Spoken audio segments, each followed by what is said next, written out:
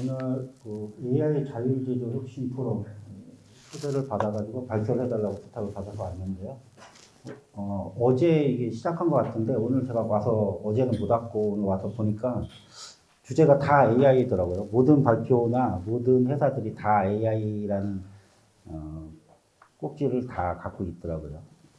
조금 저는 사스 주제를 사스로 잡았어요. 사스 기반에서 그 AI가 빠진 건 아니고 사스 기반으로 스마트 팩토리 플랫폼, 사스 이야기, 스마트 팩토리 이야기, 그 다음에 제조 혁신 이야기 세 가지 관점에서 말씀드리도록 하겠습니다. 제가 오늘 드릴 말씀은 IoT 기반의 스마트 팩토리 할 때 가장 기본이 되는 게 IoT잖아요. 그래서 IoT 비즈니스에 대해서 간단히 말씀드리고, IoT 비즈니스를 하기 위해서는 뭐 사람이 다 일일이 수동을 할 수는 없으니까 결국은 플랫폼이 필요하거든요. 그래서 IoT 플랫폼 관점에 대해서 말씀드리고, 그 다음에 그것을 현실화할 수 있는 저희가 제공하는 IoT 옵스라는 SaaS 플랫폼에 대해서 설명드리고, 그 다음에 장점, 사스 vs SI 개발에 어떤 차이가 있는지 실사례를 들어서 이해하실 수 있게 말씀드리도록 하겠습니다. 스마트 팩토리가 주제니까 스마트 팩토리에 보면 보통 스마트 팩토리를 이뤄내는 그 여러 가지 기술들이 있는데 근간이 되는 기술은 사실 IoT라고 볼 수 있어요. 센서 데이터를 기반으로 공장에서 발생한 여러 가지 현황이라든가 이상 징후들을 감지해서 제어 신호를 내리고 비즈니스 인사이트를 도출하기 위한 게 사실은 스마트 팩토리에서 IoT를 쓰는 큰 이유 중에 하나인데요. 이런 IoT 비즈니스를 하기 위해서는 뭐 고객 니즈에 맞는 수준 높은 IoT 서비스를 제공해야 되고, 그러려면 디바이스 설계, 제조, 그다음에 디바이스 다 만든 다음에 관리도 해야 되고, 그런 다음에 디바이스에서 데이터 수집한 다음에 그 데이터를 분석도 해야 되고, 이런 모든 것들을 긴 리드 타임 없이 바로바로 실행할 수 있어야 됩니다. 지금 AI가 막 화두가 되고 하는 것들은 사실은 생산성을 극대화해주는 도구로서 AI를 활용하는 걸 수도 있거든요. 이런 것들을 하려면 어떤 것이 세 가지 B2B 영역에서 보자면 디바이스 제조사가 있고요. IoT 서비스를 개발하고 공급하는 회사가 있을 수 있고 IoT 활용사가 있을 수 있습니다. 이거는 B2C는 제외한 B2B 영역에서의 카테고리를 나눈 거라고 보시면 될 것 같고요. IoT 디바이스 제조사 측면에서는 IoT 비즈니스를 할 때 TCO의 수가 가장 큰 이슈라고 볼 수 있어요. 디바이스를 제조한다는 거는 그 안에 IoT라는 거는 데이터를 주고받으려면 펌웨어 같은 걸 개발해야 되잖아요. 기본적으로 RTOS를 쓸 거냐, 어떤 OS를 쓸 거냐라는 굉장히 로레벨의 정의서부터 프로토콜 어떤 걸 쓸 거냐, 펌웨어 관리는 어떻게 할 거냐, 뭐 이런 것들을 다 정의해야 되고, 그러다 보면 결국은 초기에 IT 시스템에 굉장히 높은 투자를 해야 돼요. 예전도 아니죠. 지금도 그런 데가 굉장히 많은데, 온프레임 기반으로 해서 굉장히 많은 시설 투자를 해야 되고, 기술은 계속 하루가 다르게 바뀌고 있는데, 그거를 바꾸려면 패키지로 이미 도입을 했기 때문에 해당 기술은 신기술을 쓰고 싶어도 바로바로 쓰지 못하는 이슈들이 있죠. 그 다음에 리드 타임은 굉장히 길고, 그 다음에 IoT 서비스 개발 공급사는 이렇게 만들어진 디바이스를 활용해서 서비스를 만들고 고객한테 제공하고 이런 회사들이 있을 수 있는데요. 보통 대부분은 솔루션, 패키지 기반의 솔루션을 기반으로 해서 어떤 게 우리 회사에 필요하고 우리 스마트 팩토리에 어떤 기술들이 필요한지를 고민을 한 다음에 보통은 RFI를 업체들한테 쭉 보내고 그 업체들이 컨설을 하던 아니면 가까이 단일 솔루션을 제안을 하던 한 다음에 SI 프로젝트를 띄우게 되죠. 그러면 자기네 공장에 실사로 와서 여러 가지 센서도 설치하고 엣지도 설치하고 수집 대시보드 포탈 같은 거, 현황판 같은 거 공장에 가면 항상 있잖아요. 현황판 쭉 보면 인라인에서 어떤 데이터가 오고 가고 있고 현장 생산 현황은 어떻고 그걸 MES나 ERP랑 연동해서 같이 보기도 하고, 이런 수많은 과정들을 SI로 해서 6개월에서 길게는 1년, 더 길게는 굉장히 큰 회사는 1개년, 2개년, 3개월 계획으로 프로젝트를 하게 됩니다.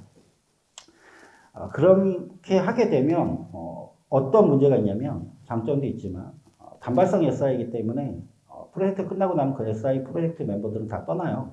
당연히. 그러면 SM이 그거를 업무를 이어받게 되죠. 또 자사에 있는 공장에 있는 IT 전산실 직원분들이 대충의 운영을 이어받고 실제로 운영은 하청업체들이 하게 되죠.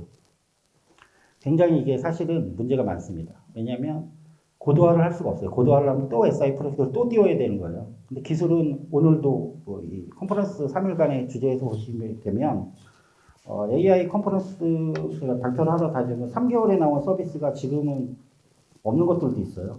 심지어 그때는 여기까지 된다고 했는데 지금 그보다 훨씬 더 발전된 기술들이 하루에 다르게 나오고 있죠. 근데 SI 프로젝트라면 그것들을 적용하는 게 사실은 굉장히 어렵습니다. 다시 또 RFP를 띄워서 업체를 불러서 기존에 있던 것들을 아직 TCO 이슈가 남아있고 초기 투자 비용인데 걔를 디컴을 하고 다시 또 한다는 건 굉장히 어려운 일이죠. 사실 불가능한 일이죠. 그런 이슈가 있어요. 그 말은 뭐냐면 결국은 지속적인 기능 고도화가 하기가 쉽지가 않다는 거죠. 그리고 뭐 스마트 팩토리 북한에서 말씀드리면 스마트 팩토리를 도입하시는 회사들은 기본적으로 제조업체잖아요. IT 솔루션 업체가 아니에요. 네이버나 카카오가 아니라는 얘기죠. 그 말은 회사 내에 IT 솔루션을 담당하는 엔지니어가 그렇게 많지 않으세요. 제가 굉장히 뭐 놀랐던 것도 있는데 얼마 전에 굉장히 큰 자율주행 관련한 큰 회사에 가서 제가 발표를 하고 왔는데 몇 조를 하는 회사란 말이죠. 근데 사실 그 회사 안에 IT 전문가라고 하는 개발과 관점에서 또는 인프라 관점에서 전문가라고 하실 수 있는 분들이 사실 손가락 안에 꼽는 수준이에요. 나머지 분들은 다 관리자예요. IT 프로젝트를 경영진에 어필을 하고 그걸 가지고 뭐 투자 효용성을 설명을 하고 도입을 하게 만들고 그걸 프로젝트를 운영하고 막 하시는 분들이지 그 해당 기술에 대한 전문가는 사실은 없죠. 그럴 필요도 없죠. 사실은 그 회사의 핵심 비즈니스가 IT가 아니니까. IT를 이용해서 제조를 하시고 물건을 파시는 거지 IT 서비스 자체, BW를 어떤 걸 써서 요즘에 데이터브릭스가 핫하다던데 이거 관심이 있지 않으세요? 그 기술 도메인 분야가 다르죠. 그러다 보면 어떤 문제가 생기냐면 결국은 스마트 팩토리 한다는 거는 IoT 센서 데이터 기반으로 돌아가게 돼 있고 센서 데이터라는 건 당연히 부가적으로 굉장히 빅데이터 기반으로 돌아가게 돼 있어요. 항상 문제가 생기죠. 초기 도입 시 또는 POC, BMT 할 때는 아무 문제가 없었는데 실제 운영 단계 가면 항상 뻑이 납니다. 대부분은 다 데이터 이슈예요. 왜냐면 더 정확하게 말씀드리면 뭐 POC나 이런 거 할 때 다 RDB 기반으로 해도 다 돌거든요. 데이터 몇 건 안 되고 센서 데이터 딸랑 뭐 100개, 200개 갖고 하시니까. 근데 실제 운영하기는 그렇지 않잖아요. 그 데이터가 또 2년, 3년 쌓이다 보면 굉장히 큰 운영 이슈에 맞이하게 되는 거죠. 그 다음에 IT 활용사적인 측면에서 보면 지금 말씀드렸다시피 빅데이터라든가 클라우드라든가 AI, SaaS는 최신 기술 뭐 요즘에는 뭐 이런 게도 뭐 사스 모더나이제이션, 사스피케이션인가 모더나이제이션 해가지고 여러 가지 뭐 어플리케이션들을 개발하는 최신 기술 방법론들이 있는데 그런 것들을 다 일일이 공부해서 자사의 인력들이 한다는 건 사실 굉장히 어려운 일이에요. 핵심 비즈니스에 집중할 수가 없죠. 쓸데없는 일을 하고 있는 겁니다. 제가 보기에. 더 잘할 수 있는 비즈니스의 본질을 안 하고 다른 일들을 하고 계신 거죠. 이런 이슈가 있어요. 그러면 이런 것들을 해결하기 위해서 지금 기존의 시장에 솔루션들이 없느냐? 있습니다. 당연히 있죠. 그런 것들을 크게 통칭해서 IoT 플랫폼이라고 칭한다면 IoT 플랫폼이 커버해야 되는 4가지 영역이 크게 있다라고. 저 영역은 뭐 제가 분류한 건 아니고 같은 언어 IDC 자료에 보면 크게 IoT 플랫폼이 커버해야 되는 4가지 영역이라고 저렇게 표시를 하거든요.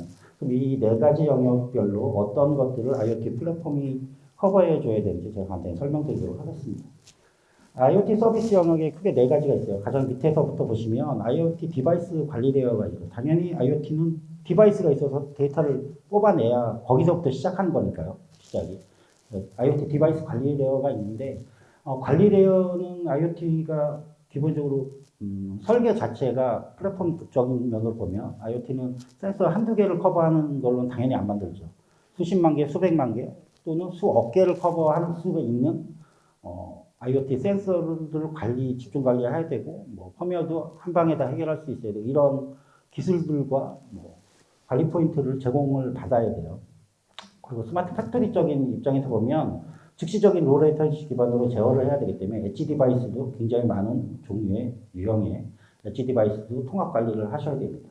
안 그러면 다 디바이스마다 뭐 컨베이어 벨트 몇 개 있는 하드웨어 직접 다 거기 가서 다 일일이 확인해야 되는 거죠. 그 다음에는 IoT는 일반적인 프로토콜을 쓰지 않아요.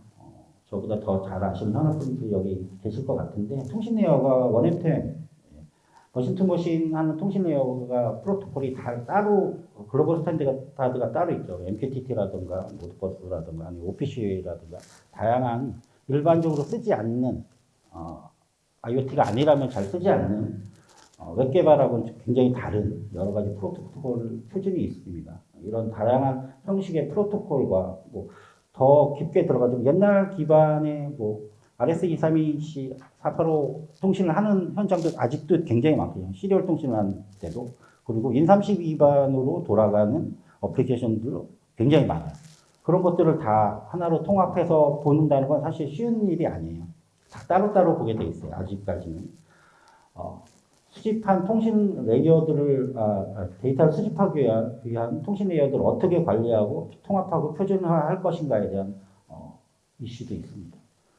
그리고 그 다음에는 이렇게 수집한 데이터를 가지고 요즘에 AI가 핫한 이유가 결국은 분석을 하고 분석한 거를 자동화해서 내가 분석 알고리즘을 일일이 짜지 않아도 알아서 해주기 때문에 AI가 뜨고 있는 측면도 있다고 보시면 데이터 분석 레이어도 해결을 해줘야 돼요. 결국은 수집된 데이터를 가지고 비즈니스 향상, 판매를 더 잘 되게 한다든가, 아니면 제조 생산성을 향상한다든가, 이런 데 쓰고자 하는 거라면 데이터 분석 레이어도 필요하거든요.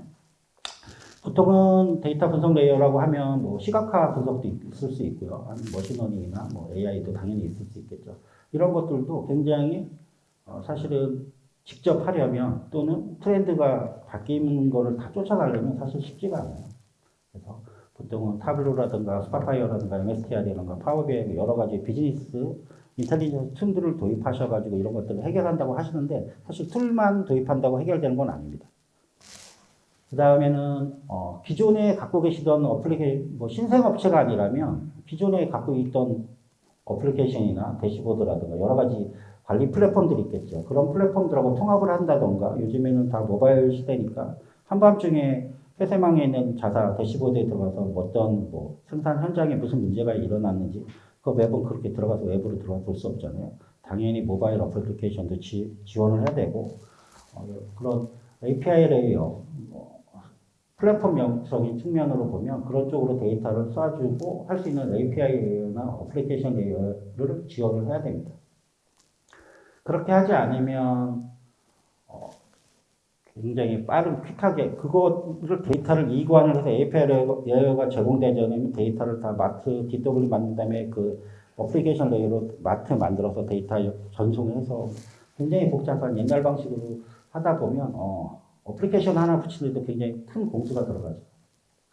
그래서 IoT 플랫폼이 이런 네 가지 영역에 어떻게 커버를 해줘야 되냐고 이야기를 하냐면 빨리 시작할 수 있고 낮은 비용으로 빨리 시작할 수 있게 도와줘야 된다고 얘기를 하고요. 사스하고도 연결된 내용이기도 합니다. 플랫폼 설치나 별도의 인프라 구축 없이 빠르게 서비스 사용할 수가 있어야 된다. 이런 거죠. 그럼 앞에 말씀드렸던 TCO 이슈하고도 연결이 되는 거예요. 하드웨어부터 발주해가고 OS 까는 업체 불러서 OS부터 깔고 하는 게 아니고 마치 카톡 쓰듯이 바로 회원가입하면 바로 쓸 수 있어야 된다는 거죠. 그렇지 않으면 애자일이라든지 요즘 비즈니스를 쫓아가기가 사실 쉽지가 않죠.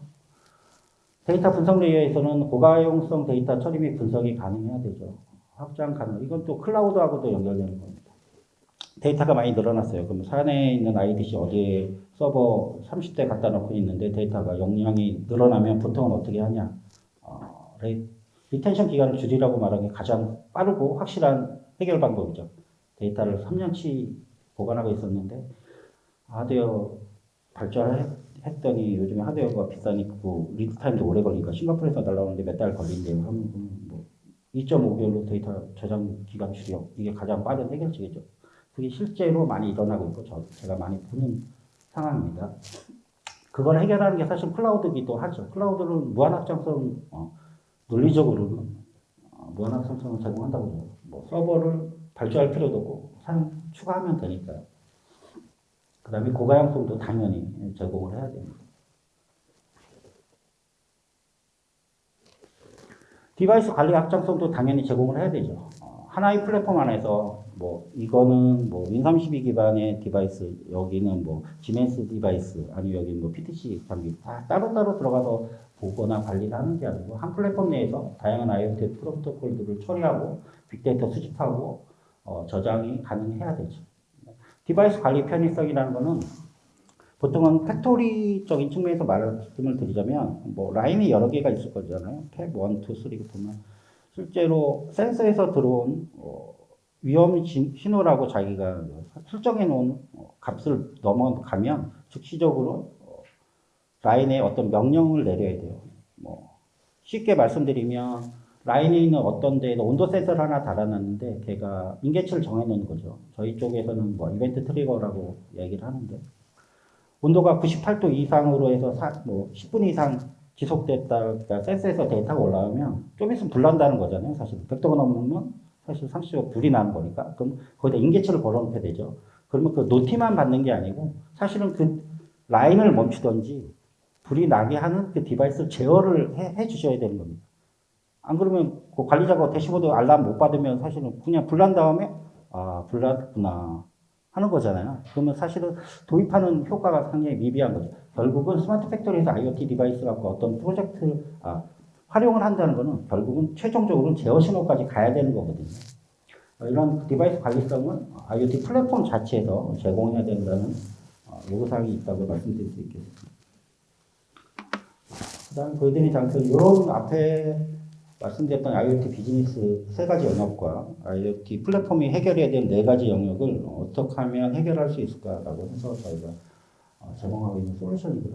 IoT 옵스라는 SaaS 솔루션입니다. IoT를 운영할 수 있는 솔루션이라는 뜻이겠죠.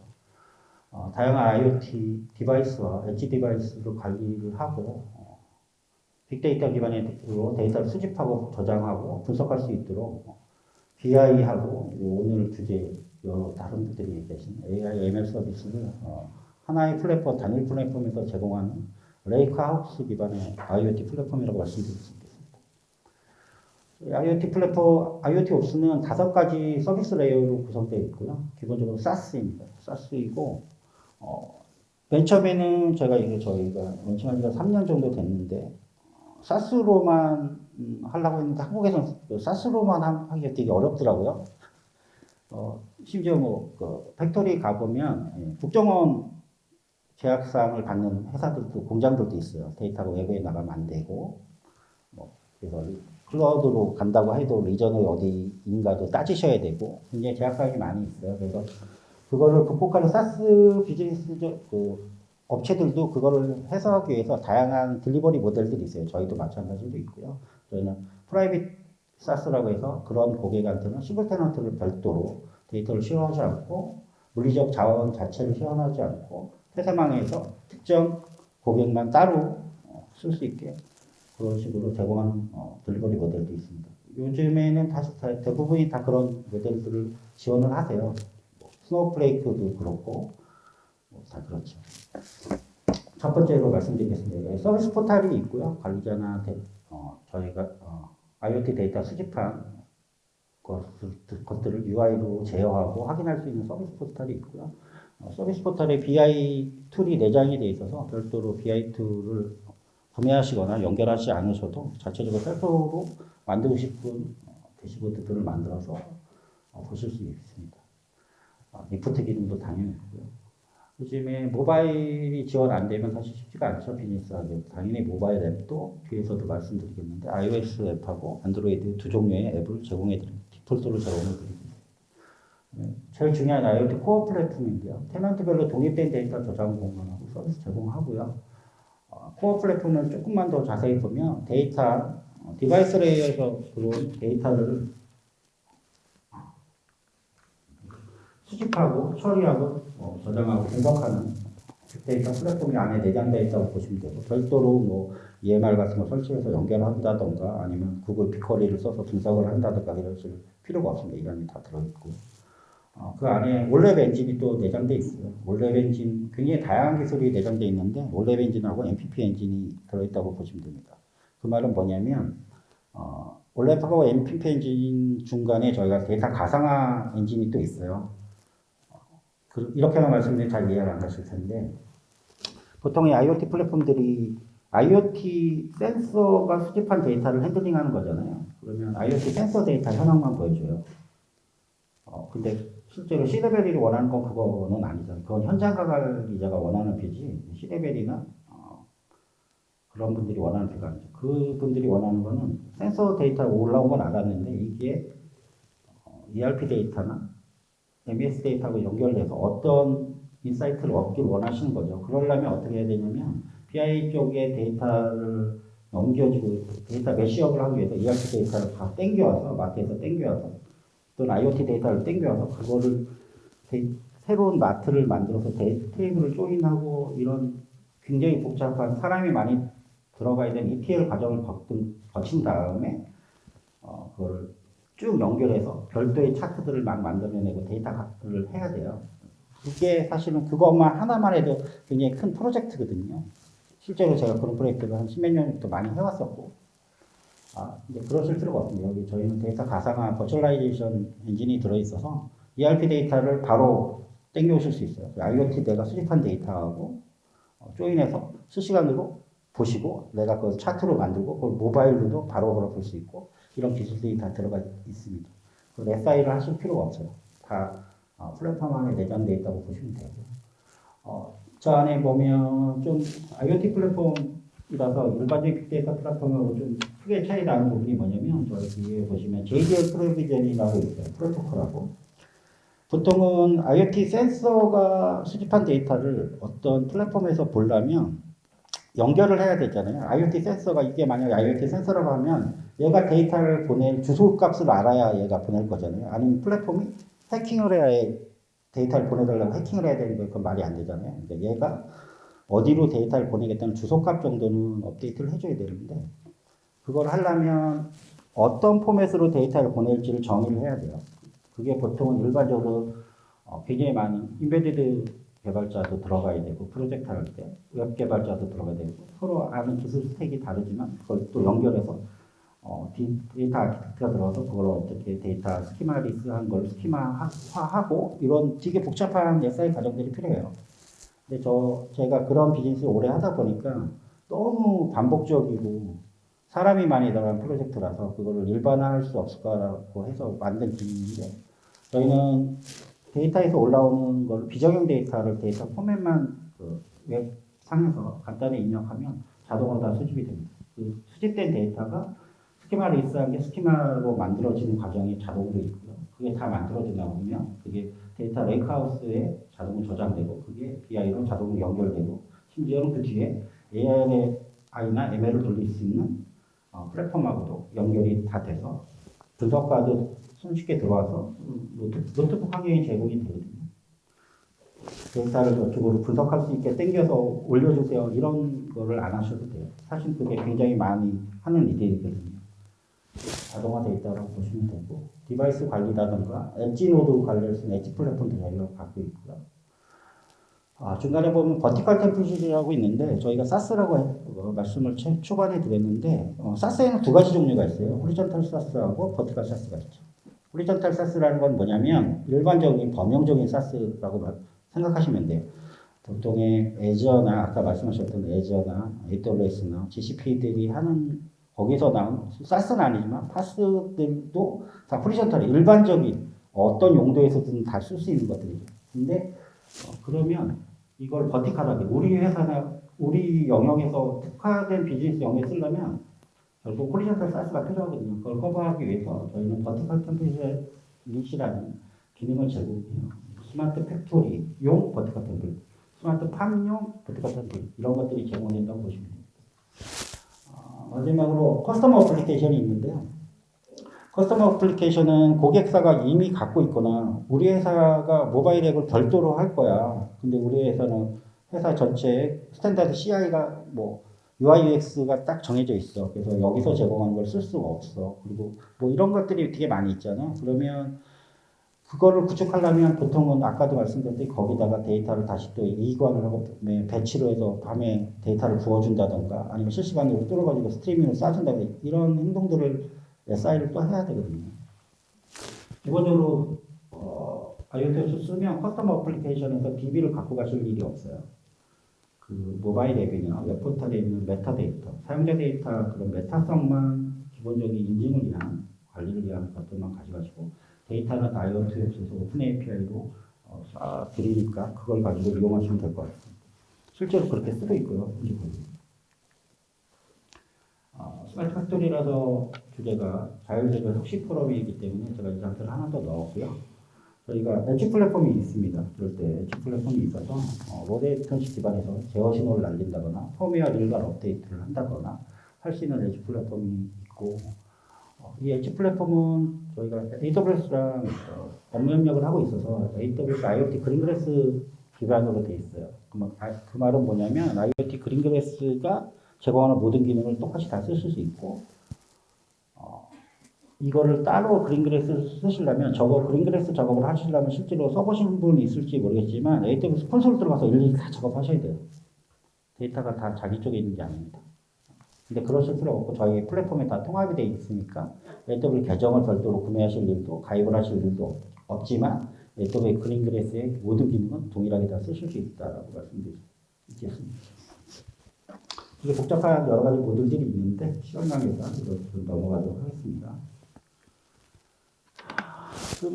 그 다음에 이렇게 엣지를 실제로 저희는 소프트웨어를 하는 회사니까 하드웨어를 저희가 뭐 납품하거나 하진 않죠. 근데 실제로 고객에 가보면 그러면 하드웨어도 선정해줘, 같이 납품해줘 이런 분들이 되게 많아요. 그런 비즈니스를 보통은 예전부터 어플라이언스 상품이라고 하잖아요. 하드웨어와 소프트웨어가 일체형으로 미리 통합되어 있어서 하드웨어를 납품받으면 소프트웨어가 이미 깔려 있는 거죠.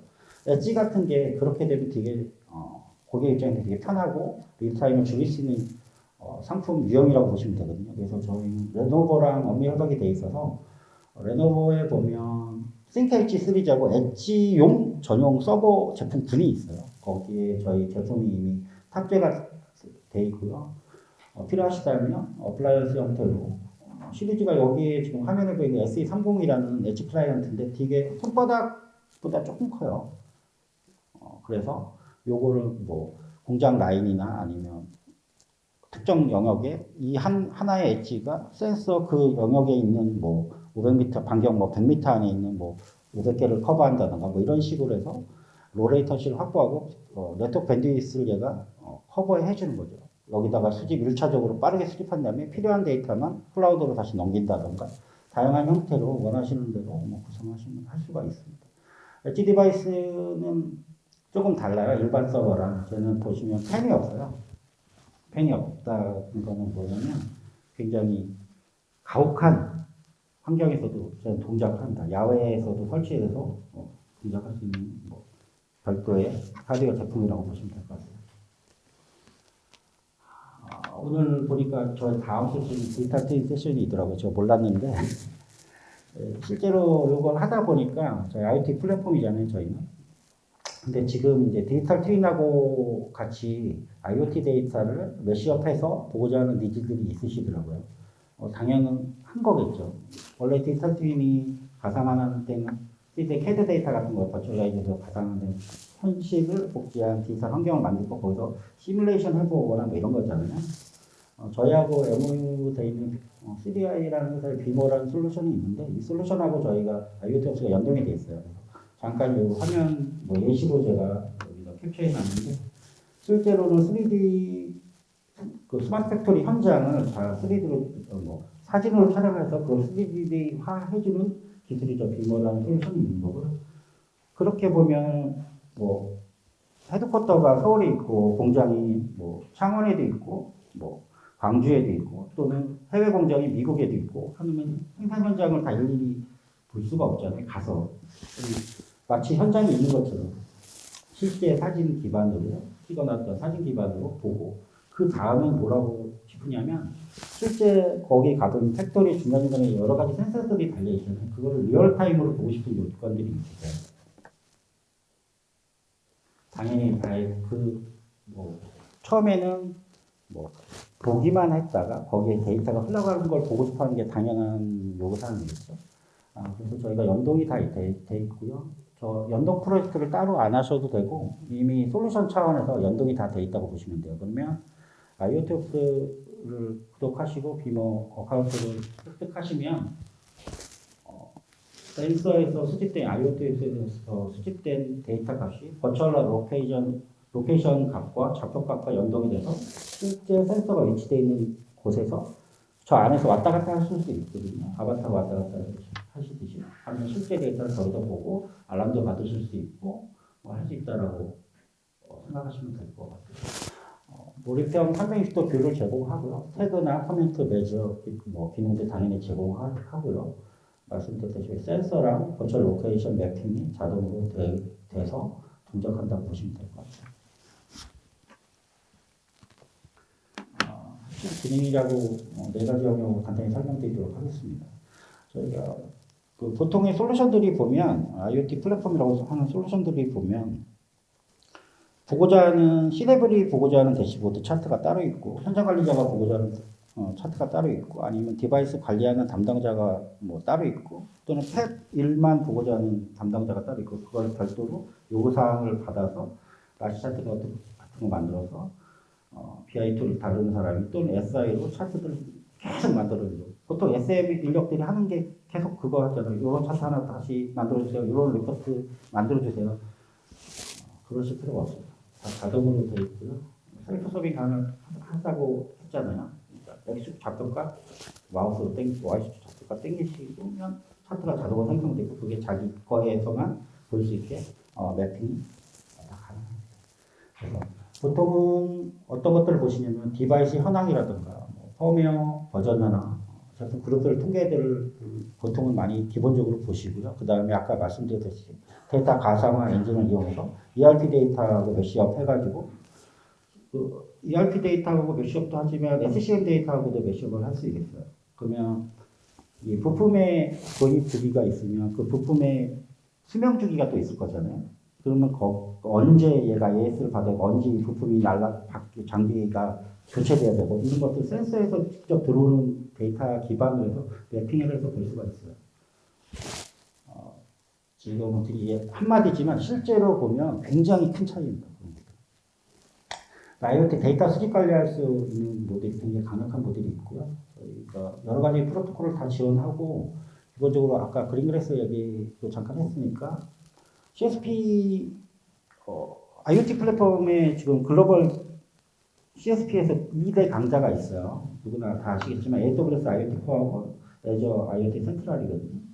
그 두 개와 동일한 레벨의 저희도 프로토콜을 다 지원하고요. 원래는 GCP도 있었는데 GCP는 작년에 IoT 비즈니스는 철수하는 걸로 발표가 났어요. 그래서 GCP에서 이제 더 이상 IoT 파스를 제공하지 않고요. 이제 두 개만 남았다고 보시면 돼요. 그 말은 그 두 개가 워낙 좀 시장 점유율이 높다라고 보시면 되겠죠.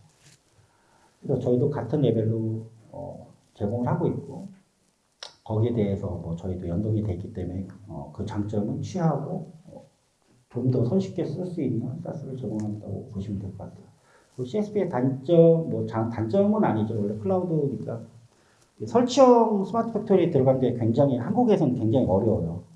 법률적 제한도 있고 인증 받아야 될 것도 되게 많거든요. CSAP 인증도 받아야 되고 모든 국정원 통과도 해야 되고 하는데 사실 그건 불가능하더라고요. 보니까 제가 계속 발표하러 다니는데 소스코드를 제공해야 국정원 통과를 하더라고요. 근데 AWS나 애저가 소스코드를 제공할 리가 없잖아요. 우리나라 국정원 불가능한 일이에요. 그래서 IoT를 쓰시면 그런 문제들을 다 피해 가실 수 있고요. 실시간 이벤트 알림, 이것도 굉장히 강력한 기능으로 저희가 제공하는 건데, 알림을 제가 아까 말씀드렸듯이 결국은 원하는 게 제어 신호를 보내거나 이런 게 여러 가지 목적 중에 하나가 말씀드렸잖아요. 센서 데이터 하나하나만 또는 여러 센서 데이터를 매시업 해가지고 복합적으로 어그리게이션 기반으로 이벤트 알림을 받을 수 있어요. 그것도 연동을 별도로 따로 하셔야 되는 게 아니에요. API 키나 액세스 토큰을 저희 웹 화면에서 입력하시면 텔레그램, 슬랙, 이메일, 그다음에 보이스콜도 다 받으실 수 있어요. 사용 사례 중에는 보이스콜 같은 경우는 이런 거죠. 아까 말씀드렸던 온도 기반으로 말씀드리면 온도 센서가 98도 이상 10분에 유지되면 난 알림을 받을 거야. 근데 이게 불나면 진짜 큰일 나는 회사가 망할 정도의 위험한 거예요. 그럼 거기에 보이스콜 에스컬레이션 기능이 있어요. 그걸 걸 수가 있거든요. 한 5도쯤에 담당자가 사원이 알람을 받게 할 수 있어요. 그럼 새벽 2시에 알람이 왔어요. 95도가. 근데 새벽 2시에 그 사원이 우연치 않게 어제 회식이 있어서 술 먹고 자고 있어요. 못 받을 수 있겠죠. 5분 후에 대리한테 자동으로 전화가 갑니다. 사람이 하는 게 아니라 시스템이 보이스콜이 전화를 하는 거예요. 대리가 전화를 가요. 근데 우연치 않게 대리도 같이 회식을 했네. 5분 동안 또 못 받을 거잖아요. 그 사이에 이제 센서는 98도로 올라가 있겠죠. 걔도 또 전화를 안 가고. 그 다음에 3분 있으면 그러면 과장한테 전화가 가고, 2분 있으면 부장한테 전화가 가고, 블락이 일부 직전에는 사장한테도 다이렉트 전화하게 돼 있습니다. 그게 웹UI로 돼 있어요. 예. 센서 데이터 이벤트 트리거 기반으로 알람을 받을 수 있는 게 있고요. 실제로 보면 저거 되게 좋아하시더라고요. OTA 업데이트. 펌웨어 같은 경우에는 당연히 펌웨어 업데이트가 무선으로 당연히 돼야 되거든요. 모바일 다 쓰시잖아요. 여기 보면 펌웨어 업데이트하라고 막 알람 오잖아요. 그게 OTA라고 보시면 되는데 이거는 스마트폰이니까 내가 업데이트 할지 말지를 결정하는 거고 IoT 디바이스 같은 경우는 강제로 합니다. 펌웨어 업데이트. 보통 보안 업데이트라든가 아니면 프로토콜이 변경됐든가 하던 걸 일일이 현장 가서 옛날처럼 USB 꽂아서 보이스게 업데이트 할 수 없잖아요. 다 무선으로 업데이트 된다고 보시면 돼요. 특장점입니다. 쭉 여태까지 말씀드렸던 걸로 하나의 장점을 좀 요약했다고 보시면 될 것 같아요. 비용 절감이나 구축기간 단축을 해드리고 무한확장성, 고성능. 저희가 SLA 기준으로 데이터 유실이나 아니면 서비스 안정성 이런 것들 다 저희가 보장을 해드리고요. 이걸 하면 결정적으로 운영팀을 별도로 가져가실 필요가 없어요. 쌌으니까 저희가 운영을 합니다. 운영 안정성을 보장해 드리는 거니까 운영팀 별도로 가져가실 필요가 없고 오늘 뭐 여러 다른 데서 하는 AI MLOps 환경도 당연히 제공을 해드립니다. 4분 남았다고 하니까 이건 실제 사례인데요. 저희가 솔루션을 맨 처음 했을 때 3년 전만 해도 사스를 쓴다는 거에 대해서 굉장히 거부감이 많으시더라고요. 그때 나갔던 고객사에 나갔던 공수, SI 개발할 때 63멤버스로 저희 사부가 아니고 저희 회사 SI 하는 그 본부가 따로 있거든요. 그쪽 본부에서 고객한테 나갔던 공수예요. 63멤버스 나갔는데 그때 어떤 계기로 해서 저희가 저희 거 설명을 드렸는데 실제 보서 200만 들었어요. 96% 줄어들었어요. 리드 딜리버리 타임. 저 200만스도 IoT 옵스를 쓰는데 200만스가 드는 게 아니고 기존에 있던 3년치 갖고 계시던 기존 데이터를 마이그하는데 시간이 저 정도 들었다고 보시면 될 것 같아요. 적용 범위는 IoT 센서를 이용한 비즈니스는 다 쓰실 수 있고요. 기본적으로. 스마트 팩토리에서는 뭐 특정 센서를 관리한다든가 예측 유지보수를 한다든가 에코 효율성을 관리한다든가 AML을 적용한다든가 하는 용도로 쓰실 수 있습니다. 고객 사례고요. 아까 했던 비슷한 내용인데 여기도 한 3년 전에, 4년 전에 SI로 뭐 구축을 하신 거예요. IoT 플랫폼을. 그래서 고객사가 한 1000개, 2000개 있을 때는 아무 문제 없이 쓰시다가 여기가 코로나 백신 때문에 굉장히 갑자기 수요가 높았던 기업이에요. 7,000개, 8,000개, 10,000개 되니까 서비스가 매일 다운됐어요. 저희 거 지금 한 1년 반째 쓰고 계신데 단 한 번에 다운하는 거 없이 서비스 확장은 다른 서비스까지 확장해서 잘 쓰시고 있습니다. 저희는 제가 알기로는 최초로 알고 있는데 AWS 마켓플레이스에 입점해 있어요. 우리나라 IoT 플랫폼 중에 유일한 걸로 제가 AWS 관계자한테 들었고요. 그 말은 뭐냐면 셀프 서빙이 가능한 SaaS라는 겁니다. 가입하시고 저기서 퍼체이스 구독 버튼 누르시면 바로 사용 가능하세요. 저희가 엔지니어가 가서 협의하고 뭘 개발을 더해주고 이런 거 아닙니다. 그냥 카톡 M365 쓰시듯이 오피스 쓰시듯이 가입하고 바로 쓰십니다. 그리고 이렇게 쓰시면 실제 도입하신 담당자들이 원래 프로젝트를 띄우고 어떤 솔루션 도입하려면 카펙스 비용을 태워야 되잖아요. 보통 업체들이 요즘에 클라우드에 대해 오펙스 비용을 연간으로 확보해 놓고 계시기 때문에 별도로 투심을 통하지 않고 오펙스 비용을 사용하셔서 이렇게 쓸 수 있다. 아마 구매 담당하시는 분들은 이해하실 것 같습니다. 저희 모바일 앱스토어에 올라가 있고요. iOS하고 안드로이드 마켓플레이스 올라가 있습니다. 보시면 뭐 여러 가지 기능들 바로 쓰실 수 있고 물론 저희 B2B 제품이기 때문에 구독을 시작하셔야만 쓸 수 있어요. 다운을 받으실 수 있는데 이상입니다. 감사합니다.